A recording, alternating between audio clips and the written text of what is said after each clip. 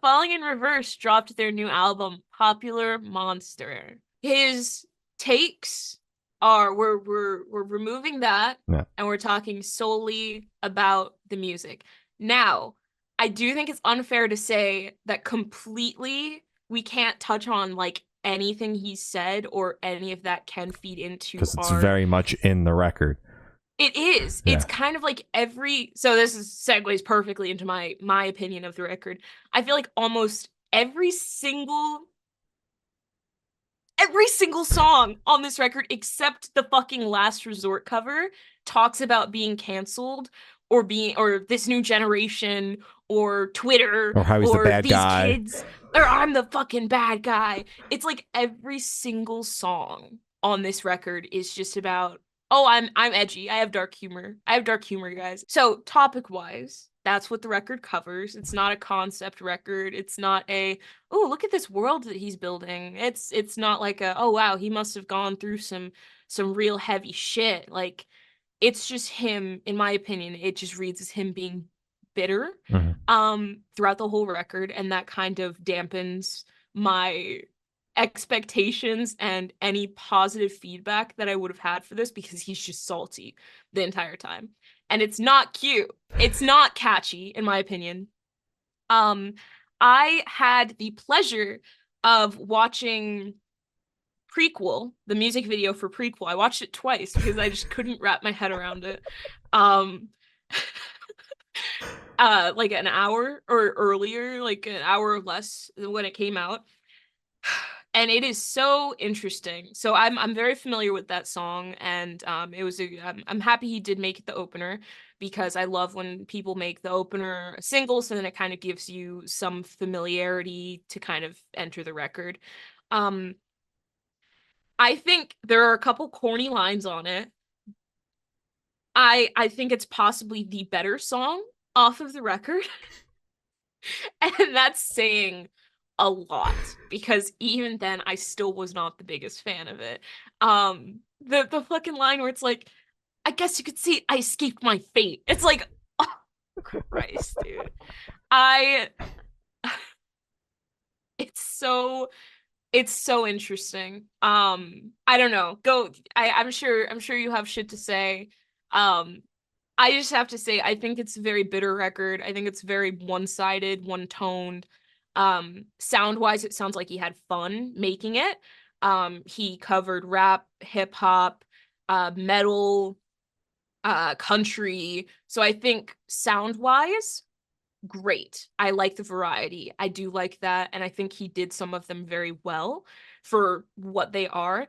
But I feel like because of the contents of the song, it kind of makes it void, because it's just like, I can't sing along to this because I hear myself and I'm like, damn, that's corny. You know? Yeah. So it's like, I can't even bring myself to listen to it more, because I'm like, this is so fucking corny. And I can't even like say like, oh, just listen to the instrumentals, don't think too hard about the lyrics, because he's so loud. It's like there's no ignoring it. That you know exactly what he's saying, and you know exactly what he means. So it's just like, I personally did not enjoy this record. I gathered that from our conversations previously, but if it helps to pinpoint where I'm at with this record, this has been my album of choosing over the weekend.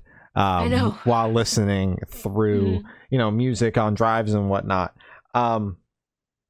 So I started out, my first time going through was just the 4 songs that weren't singles, because it's like I've heard all of these songs a billion, million, bajillion fucking times. Because I've heard like 2 of them live, like 5 times. It's like, well, not 5 times. All right, sorry, continue. Because it's been over the culmination of 5 years single wise. Popular Monster came out in fucking 2019 or whatever, so it's been a long time, leading up to this. So I started out with those, and I was like, oh man, it's like the lyrical content of the singles, except not shrouded behind this massive huge breakdown.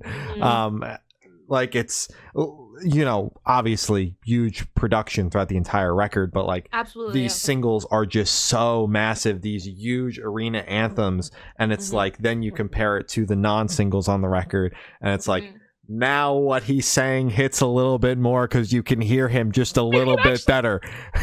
He's not just drowned in this big like cathedral of fucking sounds. Yes. Yeah. Of breakdowns and beep boops and just everything.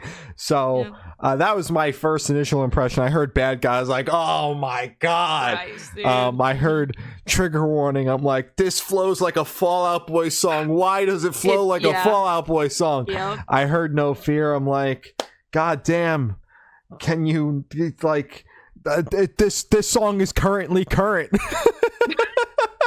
With what it's talking about. And Prequel, I was like, all right, I mean, cool opener, I guess. So those were my initial impressions.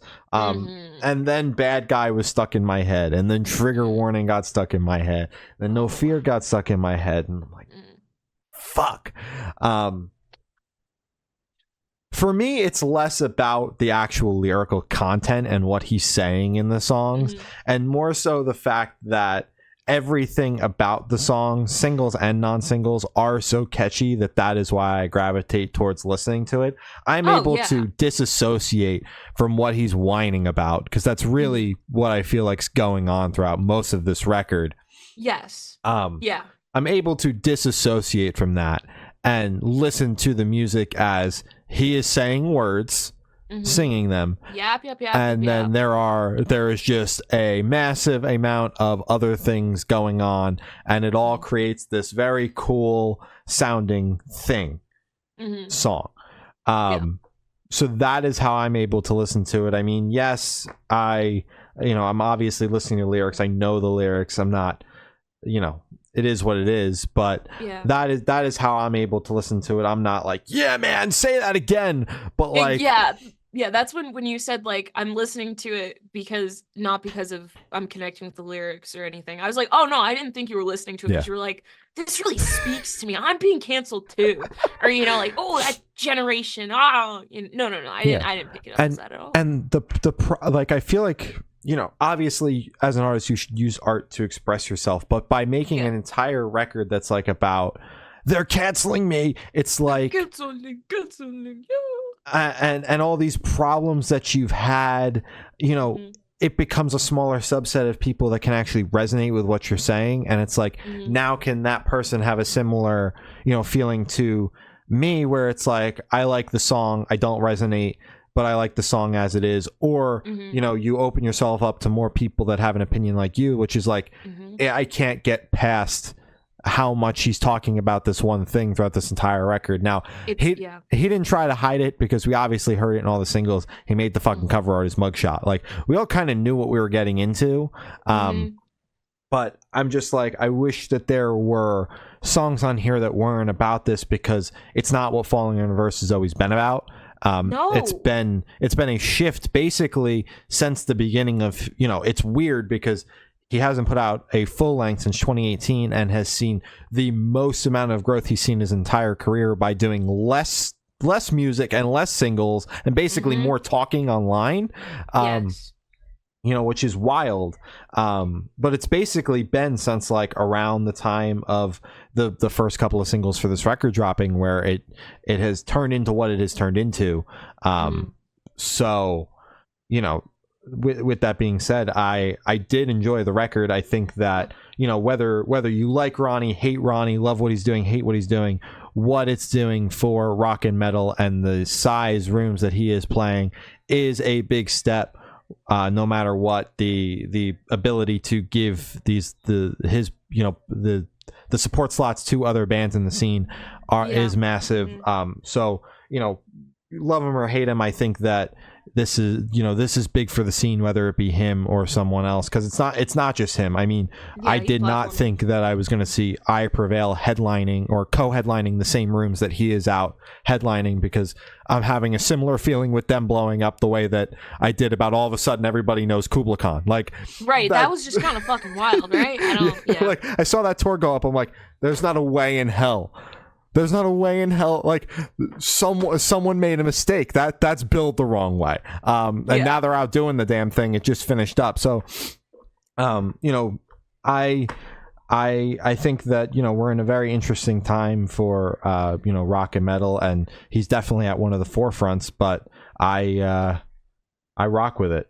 I like the record. I've been jamming it a lot. I'm hoping to see it in September. I do definitely think that he is alienating himself with this record. As you said, it's going to be kind of difficult to get people who, like, outside of fucking the internet, right? Someone stumbles onto this record, no idea who Ronnie Radke is, no idea Falling in Reverse. They listen to this record and they're like, like, I wonder what this is about. It's like, you can tweet something horrendous and eventually, like, it'll go away and people will forget about it. This is permanently etched into his discography, their discography, because it's a fucking band. I kind of forget that sometimes. He's everywhere.